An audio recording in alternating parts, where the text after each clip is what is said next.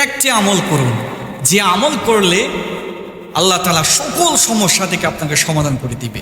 আপনি বিপদে আছেন, অববটনে আছেন, টাকা পয়সার সমস্যা, যত কিছু আছে আল্লাহ তাআলা আপনাকে সমাধান করে দিবে। শুধু একটি আমল বেশি বেশি করার চেষ্টা করবেন। কারণ রাসূল আকরাম সাল্লাল্লাহু আলাইহি ওয়াসাল্লাম তিনিও হাদিসের মধ্যে বলে দিয়েছেন, আবু যর রাদিয়াল্লাহু তাআলা আনহুকে বলেন, হে আবু যর, তোমাকে কি আমি জান্নাতের ভান্ডারের কথা বলে দেব না? সাহাবী বললেন, ইয়া রাসূলুল্লাহ, অবশ্যই। তিনি বললেন যে তুমি বেশি বেশি করে পাঠ করো, লা হাওলা ওয়ালা কুওয়াতা ইল্লা বিল্লাহ। আমিও আপনাদেরকে যে আমলটি আজকে বলে দেব সেটা হলো লা হাওলা ওয়ালা কুওয়াতা ইল্লা বিল্লাহ, লা হাওলা ওয়ালা কুওয়াতা ইল্লা বিল্লাহ।